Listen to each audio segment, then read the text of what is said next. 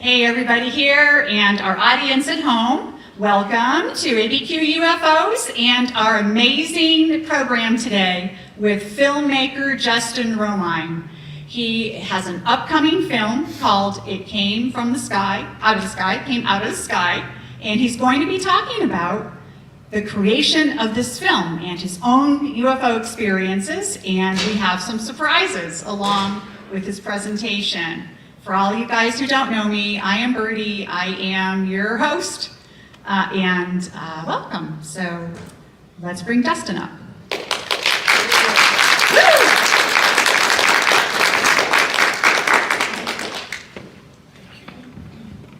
Hi, Justin. Hi. May the 4th be with you. And It is with you Star as Wars well. Day. Thank you. I'll tell you a little bit about myself before I get into the movie. I come from a small town in Illinois about an hour west of Chicago called Belvedere. Oh my God, yeah, I used to live in DeKalb. DeKalb, okay. Sycamore, yeah. One of my stories has DeKalb in it, so you're going to hear a little bit about DeKalb. I've always been interested in the paranormal and UFOs and cryptozoology and stuff like that since I was a kid. When I was, I want to say 12 or 13 or something, I read the book, The Walton Experience, which became the movie Fire in the Sky, and it captured me, and I've always kind of, hey Maddie, there's one of our actors in the movie just showing up fashionably late. Come on in and sit with the other cast and crew members. The Jaramillos are here. Thank you. Daniel, come sit up here with them. And when I was about 21, I was staying in DeKalb, Illinois, where she's from. I had a girlfriend there, and it was about a 40-minute drive on the back roads. So I was coming home one day, and I saw something in the sky off to my right. I pulled over to kind of see what it was, because it was very bright, but it was off in the distance. And, you know, in Illinois, in the summertime and stuff like that, it's fairly common to see lights in the fields because the farmers are work at night sometimes when it's hot out and stuff like that. So I didn't really think much of it until I kind of saw it hovering above a farmhouse.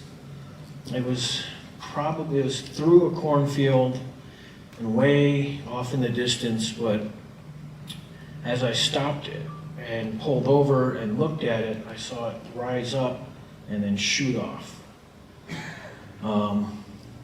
So that kind of surprised me. I never expected to see something like that. Even though I've been interested in the subject, I never thought I would be the person seeing something and telling other people and being mocked and made fun of.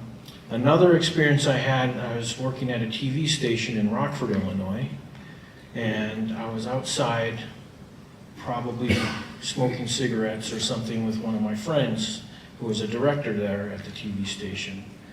And it was probably about 9:30 at night, just before the 10 p.m. Newscast. And we were just kind of decompressing before we had the show start. And we saw a very silent black triangle object float over us and kind of just disappear in the distance. We were kind of surprised by it, but then we saw 2 black choppers follow it after that. So those are my experiences that I've had with UFOs and seeing them. I've never been on a ship.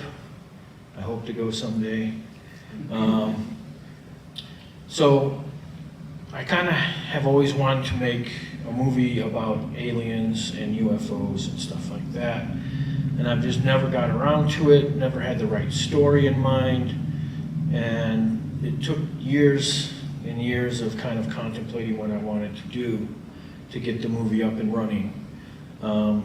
Originally, right around the pandemic, I came up with an idea to make a horror movie about an Uber driver who was a serial killer. And so I thought that would be kind of fun, and I just kind of rolled it around in my head for quite a while. And I never ended up making it, but then this UFO movie came back into my mind, and I decided to kind of put the two together. And so then that became the script for It Came Out of the Sky. The title for It Came Out of the Sky I've taken from a Creedence Clearwater Revival song, my favorite band. And so I've decided to write the movie. Last July I started writing it. Took me about 2 or 3 weeks to write and revise and stuff like that. So a month later I decided to start casting and stuff like that. We have some of the cast and crew here. We'll start with Eric Thielander. He's our special effects supervisor. We have Maya and Barney, Maddie. They play Barney and Betty, if you guys recognize those names. And this is Daniel. He was one of our production assistants to help out. He's interested in film, and he's just in high school. So we got him on set to come help out. Right now I'd like to play a couple videos for you. We have 3 of them, and we'll play them kind of in a row, and then we'll introduce Stuart here, and he'll kind of talk about his experience. And What years did these happen? when I saw them, Yes. so the first one was in like 1998, that's the one at the TV station, and the other one was around 2001. Oh, wow. Okay. So we'll start with a video. I think we'll play the trailer first. Then we'll play the opening. We have the opening credits of the movie, which is pretty cool. Unfortunately, we're not going to get to use the song, which is, what song is that I used? Spirit in the Sky. We're not, but somebody wrote an original piece for that, so in the actual movie it'll be a little different. And then we'll watch a behind-the-scenes featurette of the making of the movie, and we'll go from there. Oh, Justin.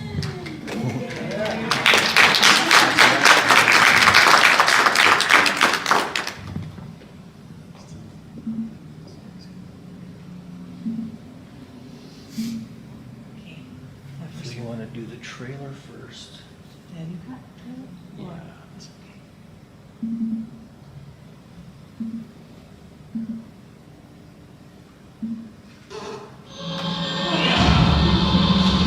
Took the jets and 2 persons.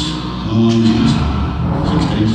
42 died. Nicolas Travis and Jess Thompson at around 412 feet. Is that correct? Yes. Alien/human hybrids.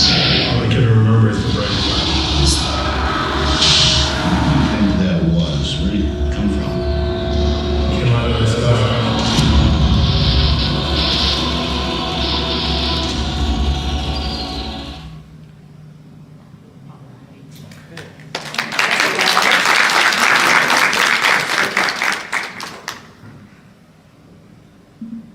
Okay, now which one? And open, second one there.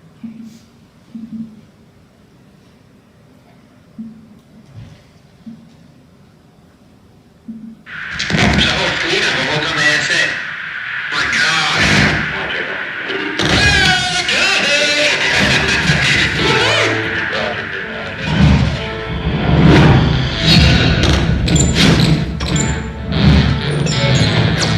All initial opinions on this issue. What you have to see may disturb you.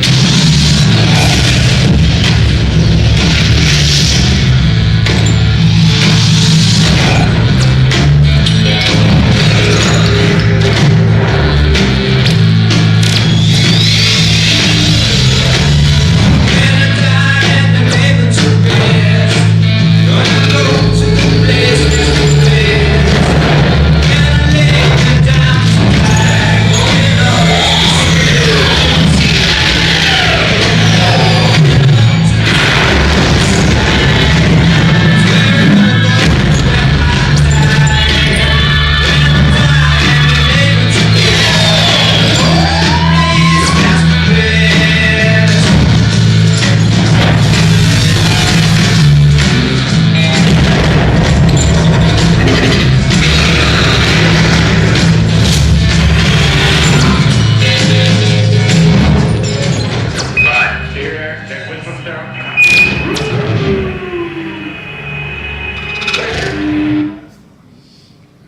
And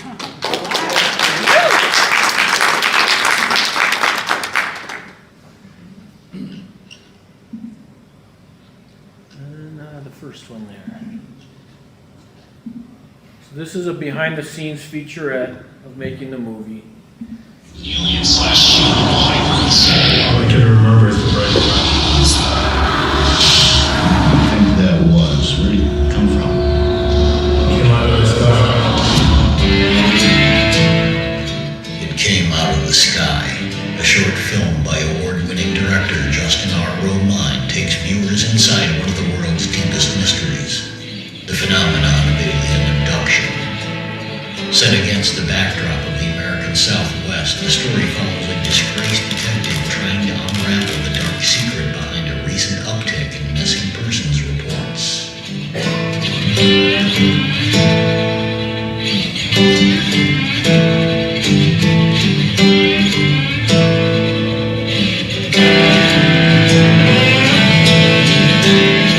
My name is Justin Romine. I'm the writer, director, and producer of It Came Out of the Sky. About 2 years ago, I came up with an idea for a horror movie about an Uber driver who was a serial killer.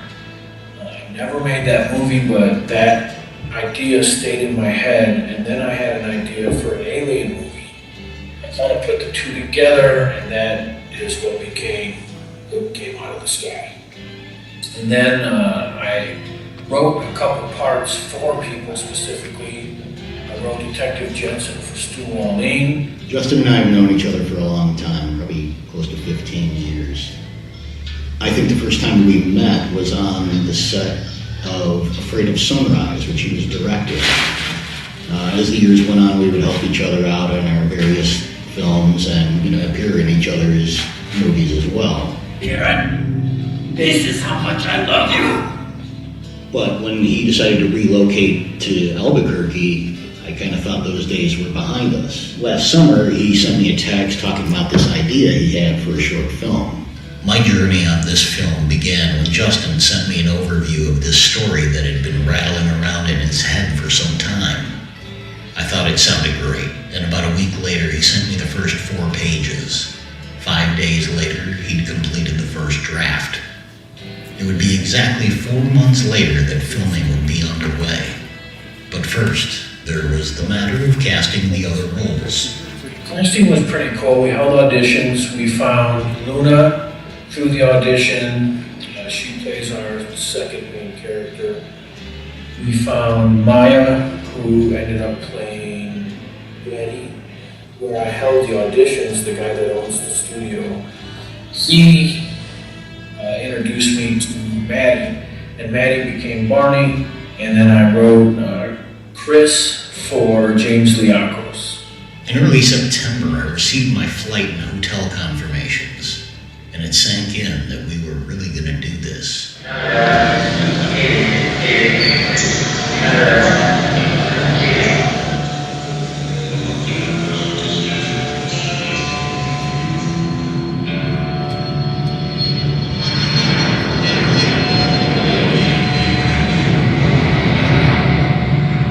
Down in Albuquerque the morning of October 25th. The world-renowned balloon festival had ended earlier in the month, but the morning skies were still dotted with them.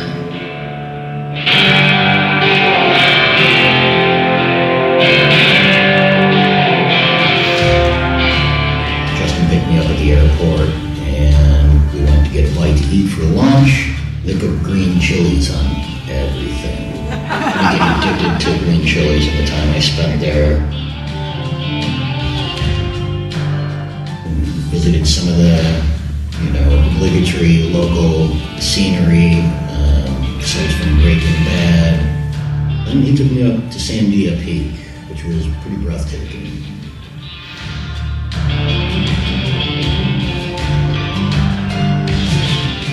And then I settled into the room that I would call home for 5 days. Before production, most of the cast and crew got together at a local eatery one night, did a short table read, and mapped things out for the next day's shoot. One of the first things Justin told me about Albuquerque was that the sunsets are fantastic. I spent a lot of time looking at the mountains and sky while I was there. Even at night, the sky is spectacular. It was the night before production began, and I stepped outside my hotel room. As I looked out over the mountainous horizon, it seemed like I could see forever, even at night. And then something shot across my field of view in a fraction of a second. Soundless, this white light darted from right to left in what seemed to be a straight line with no downward trajectory. In less than a blink of an eye, it disappeared into the night.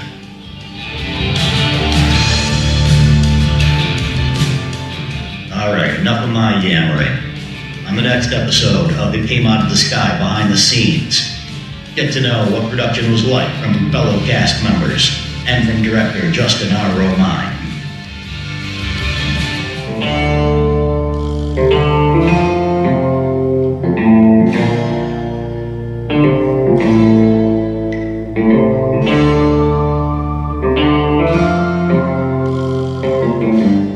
Day one was cool. We shot all the detective stuff in the morning.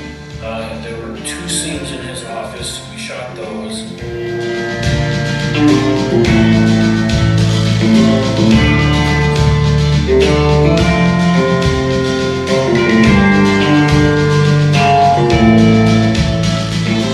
And then that night we shot at Betty and Barney's house where the detective comes to interview Barney.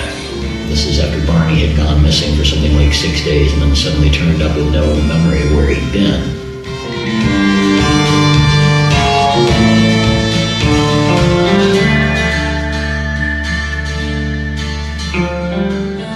Hi, my name is Lambert Maddie, and I play the role of Barney. When I first saw the project, when Justin sent me the project, I was actually excited because, we've all talked about Alien, this didn't start here, and it started back home in West Africa. We're all fascinated, about, another life out there, alien movies in it. So when I saw the script and I was reading through, I was like, oh yeah, absolutely. It was a no-brainer, It's like other kids' dream come true, especially if you're gonna act in a movie like this. Yeah, it was great. I remember I was sitting on the couch at Steven's house, and then someone, Nick, he made a joke about my disappearance, and then we all started laughing. I remember he disappeared for like a whole month, and then he came back with the blood on his butt. We were all laughing about that.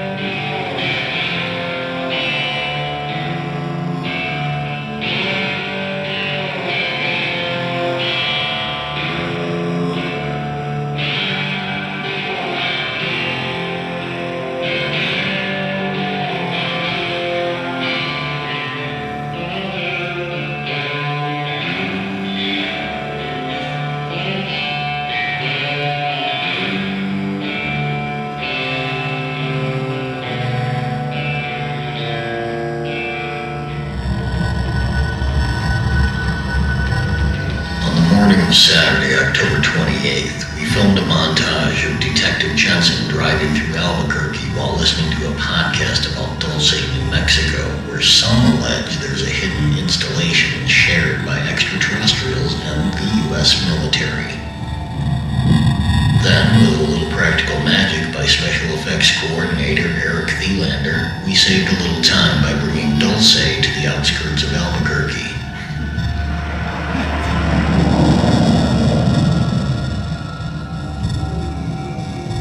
Alright, so today we're out in the desert shooting a scene of me driving to Dulce.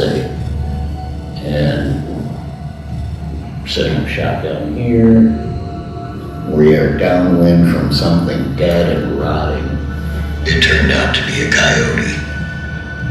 That afternoon, Detective Jensen would meet with a rideshare driver. We shot the Luna scenes where the detective interrogates her about her affairs who ended up going missing. Randy and I were gonna play Luna and it came out of the sky. In the last few years, I've been really getting into just watching old, like cult classic horrors and thrillers.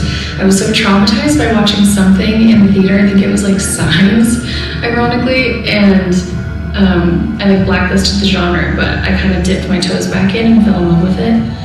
So I've just been saying, if I ever get the opportunity to do something in that realm, I want to jump on it. So when I saw this project, I emailed Justin, our awesome director, right away, and it just worked out. Here I am.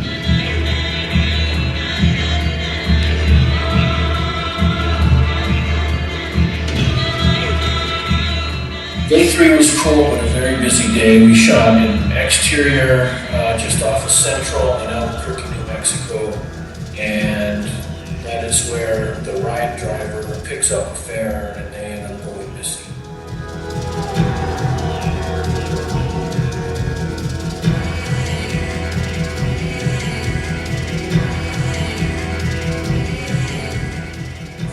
Later that day, we shot at Zuno Brew Pub, an exterior shot where Luna goes inside and picks somebody up inside the bar.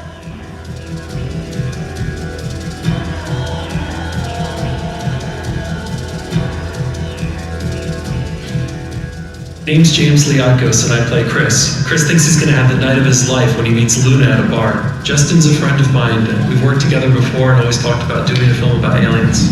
Some very interesting things have happened out here in New Mexico, and I think it's good to shine a spotlight on the truth and raise awareness while keeping things entertaining.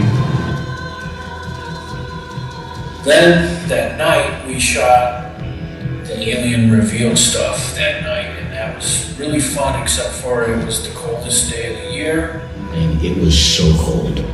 Last night of shooting, it was so cold and so windy, and we're doing a scene where I'm in a car, so I feel kind of guilty, but I'm chilling. I've got the heated seats going, the heater going, and I look out, and all I can see are like shapes that somewhat resemble bodies because people are wearing so many layers and have blankets on, and all I can see is like strips of their eyes. And anytime we call Kat, like, does anyone want to come in and warm up in the car? Anybody who wasn't part of the scene was huddled in a barn, looking out at the action, just trying to get out of the wind. We wrapped, popped some champagne at Justin's house, and next afternoon I was headed home. I mean, it was a blast, just working with, interacting with different people from different walks of life that are like different than you, which was amazing. And the camaraderie, the laughter, the jokes while we were filming or in between takes. It was just amazing. The whole experience was just great. Great people all around. It was fun collaborating with other passionate creative minds, and I'm excited to see the film. Being on set was just a really good environment. Everyone got along really well right away. So, when we had downtime, it was just easy conversation, and when it was time to work, it was like switches flipped, we're there to work. It was a pleasure working with Maddie and Maya and Randy Lynn and James. Being on set was a pleasure. Justin was very well prepared, and when somebody does all that pre-production and getting ready for game time, it was very stress-free. All 3 days, we had a blast putting it all together. I had a great crew and cast, and just everybody seemed to get along and have fun. We had a really good time, and everything went very smoothly. Will we be seeing any of these characters again? Yeah, we're going to see Detective Jensen again, of course, as he's our main character. Yeah, I heard something about that. Looking forward to taking a look at the script. We'll see Luna again, and we'll probably see Betty and Barney again, especially Barney as he starts to recall his time on the spaceship.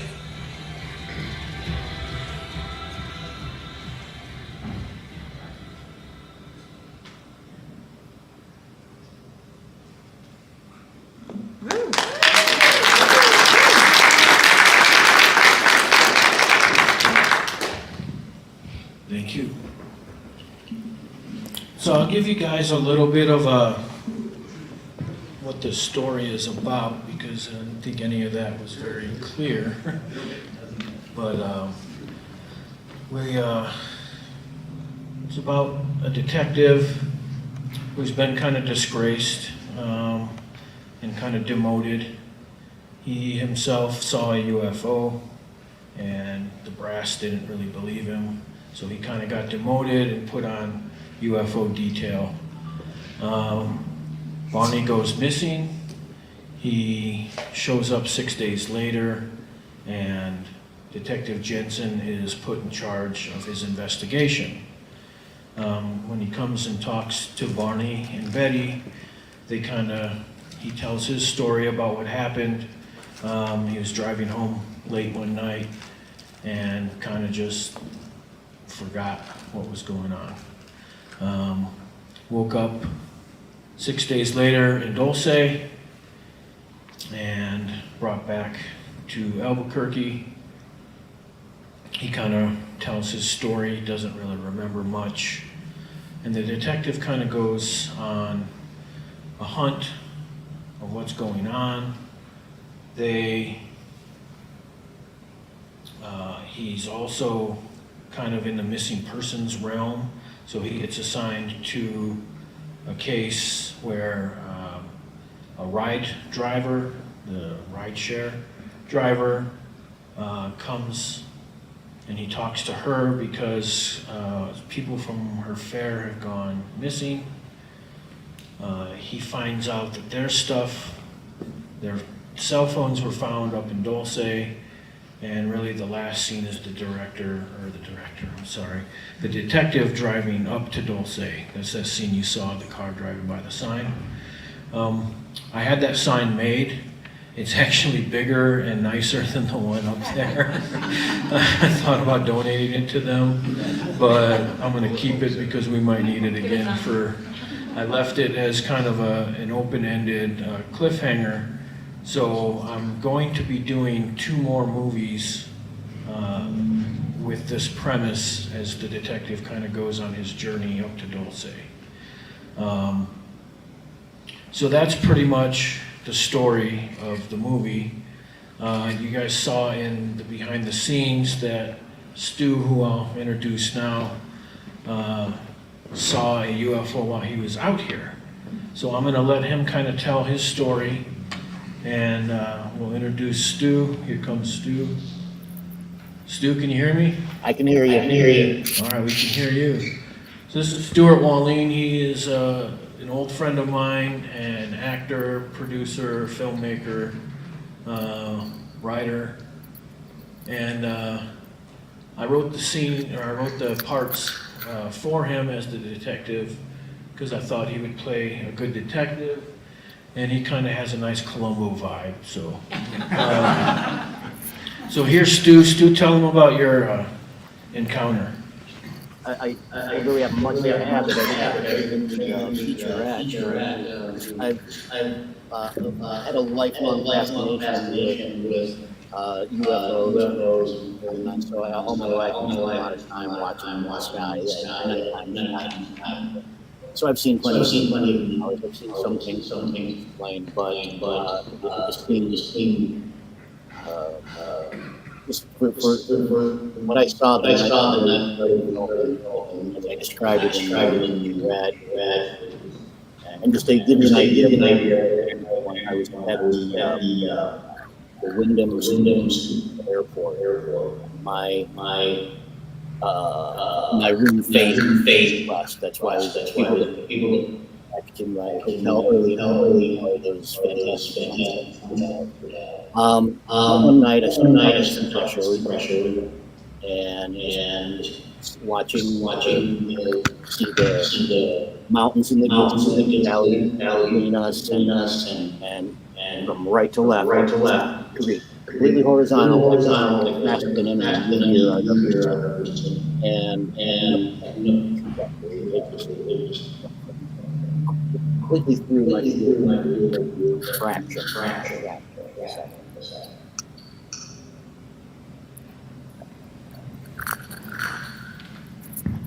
Okay, thank you, Stu. I want to bring up the cast and crew now. Come on up here, guys. Steven? That's what I was telling you. I said, there's a scene for you, but you're hiding over there. Steven's trying to hide from us. Steven is I don't know our, what kind of filmmaker hides. Steven was our director of photography. He was one of the first people I hired to be on set. And we got together and started talking about movie influences and stuff. And Steven kept talking about The Matrix over and over. Yeah. And I brought up Fire in the Sky, and he had never seen it. Turns out the director of photography on that movie was the same guy on The Matrix, so it was kind of kismet. The rest of the people, we had traditional auditions and stuff like that.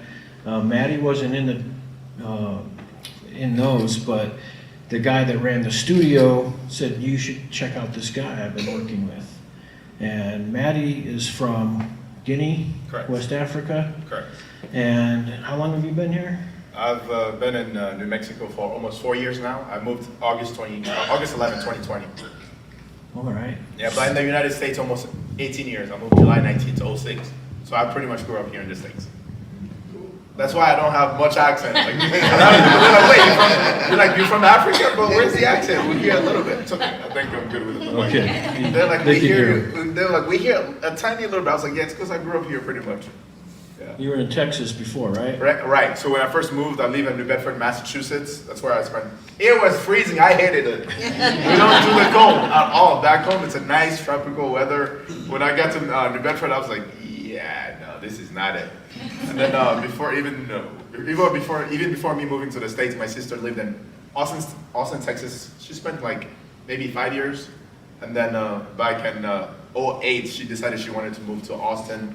And then eventually 09, I followed her in Austin and then graduated high school there, went to college a little bit, and then, and found myself here in Albuquerque because of the film industry. Yeah. And Steven and Maddie know each other previously. Yeah. They were both in Oppenheimer. So if you guys look very closely during the celebration scene, you'll see one black guy. Yeah, it's true. And there was Maddie. So, so it was cool that they kind of all, and I think they knew Maya as well. Yeah, I'm in film. I don't know, did we know each other before? Yeah, we ran into each other on set, but we didn't know each other. I see a lot of people in film, and I'm like, finally I get to meet you, but yeah, I don't think we knew each other before, just background and stuff, yeah. And then we have Daniel. He's our production assistant. He helped us out for one of the days. And he's learning film. He's very interested in film. And so he's the son of one of my friends. We're back here, the Armio family.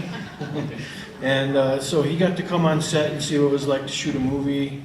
He had a blast and learned a lot. And then there's Steven, our director of photography.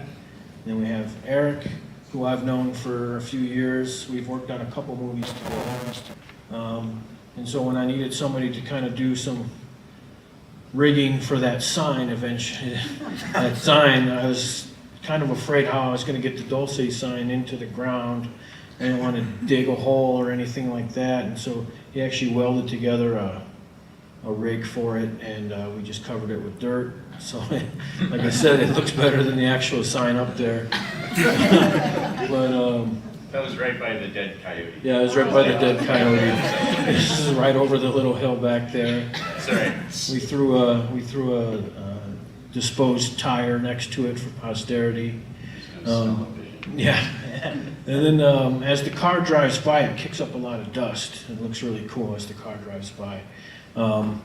And that's actually a little bit of movie magic. He has this magic movie, expensive movie dirt that we threw on the ground, and as the car drives past it, it's supposed to go up like that. And so that was pretty cool. I think they should introduce themselves too. I feel like I'm the one who... It's talcum powder that's brown. Thank you. It's like the stuff that's safe for actors, so like we kind of wasted it on the ground, but whatever. It's like safer for people. It's like silica-free stuff. Okay. Sorry, I just hadn't heard of that. Oh yeah. And Steven, why don't you tell them a little bit about your experience on the set? Yeah, so we had 3 days mostly. Yeah. To shoot, we ended up using my my girlfriend and I's apartment or townhome just to save on commuting costs, and way easier to leave gear there than it is to transport it anywhere. So, but yeah, no, it was really fun. I love shooting whenever I can, and I'm all about sci-fi genres, and this project was really, it stood out to me as something unique and just a really fun experience. So, yeah, then one thing about doing an independent film, as the director, you're also about 500 other things, producer, writer, all that stuff. And so the good thing about that is I got to handpick everybody who worked on the movie. So, and I couldn't be more pleased. Everybody did great. We all had fun, especially on that very cold night. We shot that in the back yard of my house, and man, it was cold. When was it? It would have been like October 26th or 27th, the 27th of October. And it was so cold.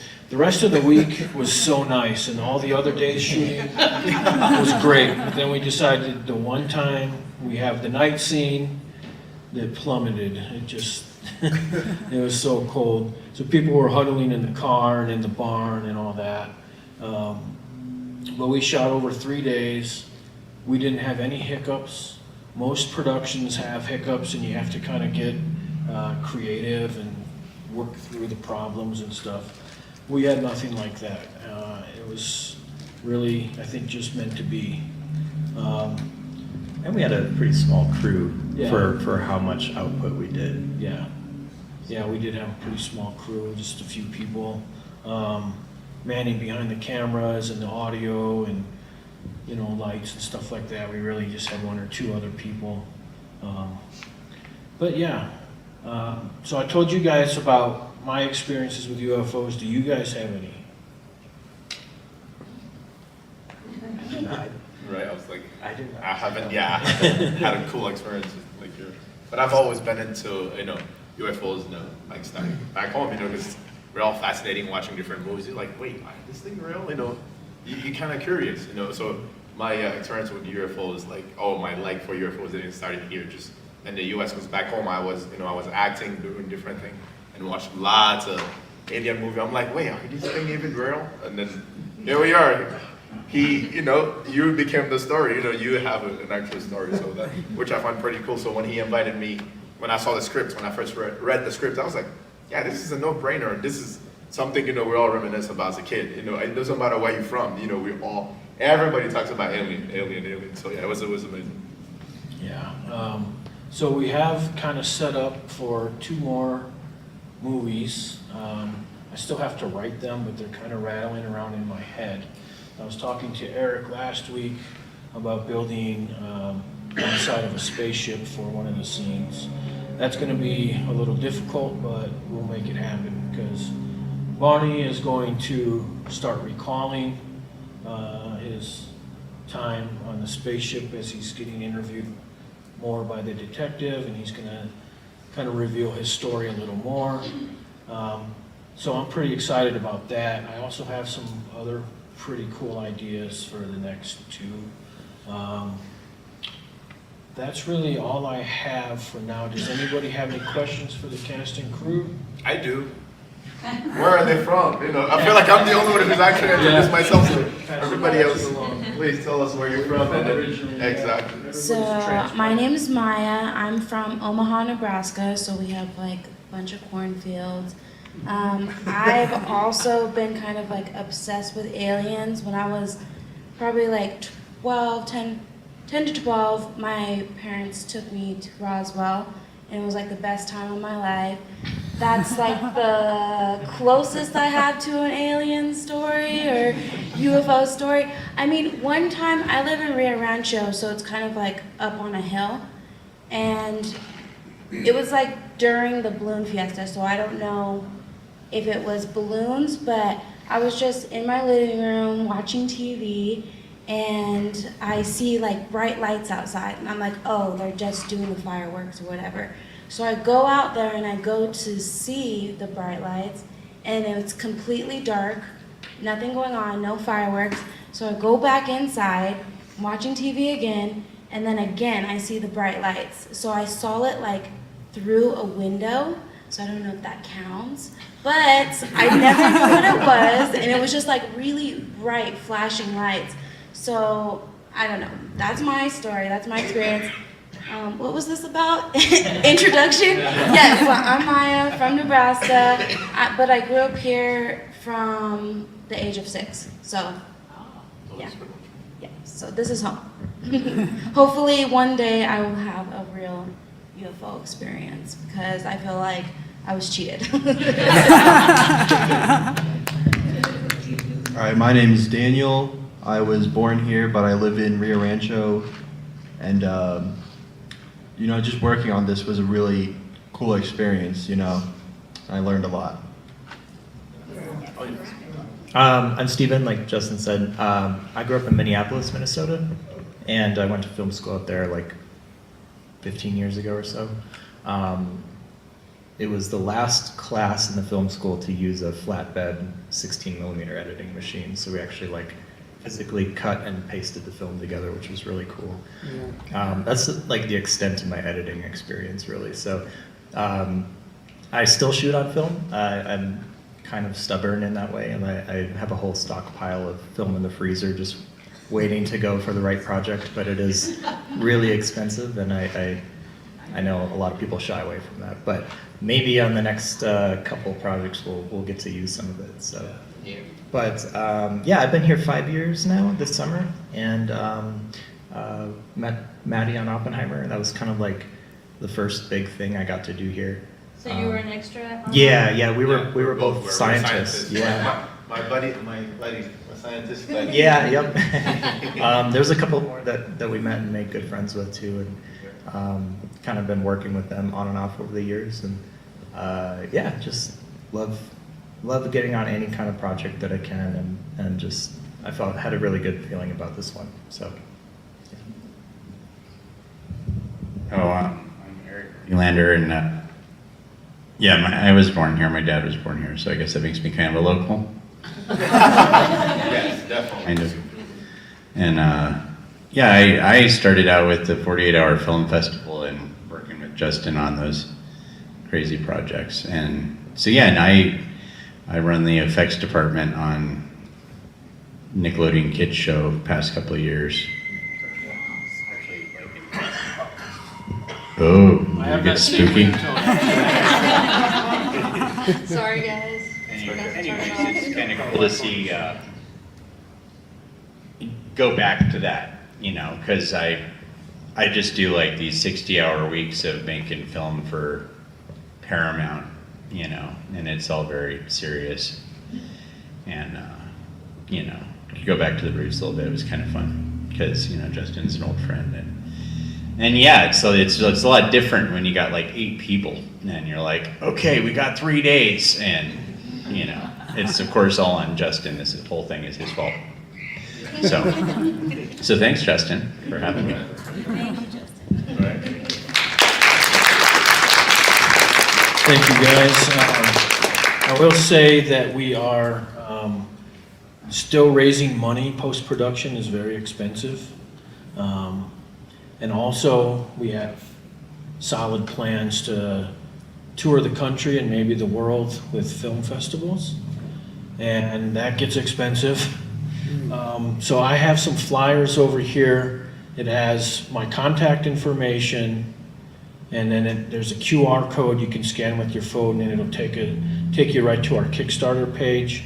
There's some really cool perks with those, including a screening of the film with the cast and crew. I'm hoping to do that within the next 3 months. The film is in post-production, but it is almost done with post-production. The last thing to get done is the audio needs to get mixed and stuff like that. And so the audio's getting fixed up now. I think the guy was telling me he's going out of the country in 2 weeks, so he's gonna try and have it done by then. So hopefully he doesn't rush it. But that's really all that's left. The movie's almost ready to be shown. And so sometimes film festivals, they don't want you to have a previous screening of it, especially if it's going to premiere somewhere. So it's just going to be kind of a hush-hush screening for cast and crew and some of the funders that donate to the film. There'll be also a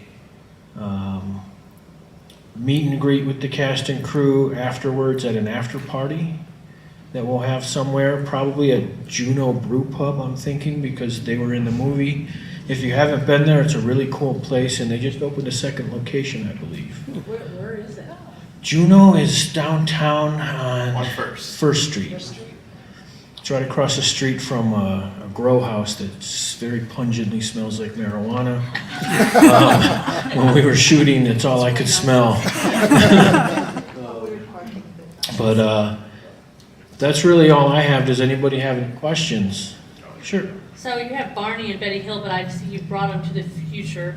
And are you following the actual story, or are you altering the Barney and Betty Hill story? So originally they were just named Barney and Betty. I never gave them a last name.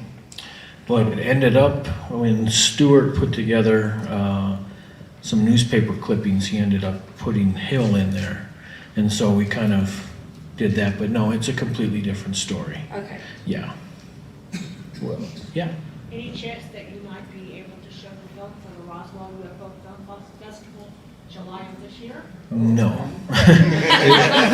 you have to get in. You have to get in very early. You have to submit early for that. But yeah, it's definitely gonna. I want it to premiere there, but I'm not gonna wait a year to premiere there because it'll probably be done around that time.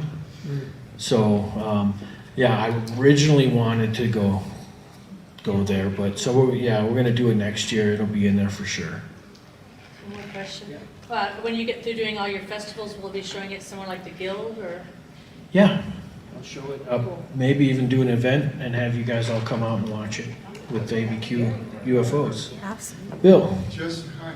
Hey, the Bubonicon Science Fiction Festival happens sometime this summer. It's in August. Maybe that's something that you could either screen it at or you could speak at. Yeah. Or you just show. Yeah, send me the information. Sure. Yeah. Okay, yeah. How long will the film be? It's a short film, so its runtime is about 12 minutes. So it'll probably be a little longer, I think, yeah. Anybody else? I was wondering how they shot some. Cool, that's all I have. Well, thank you. Thank you.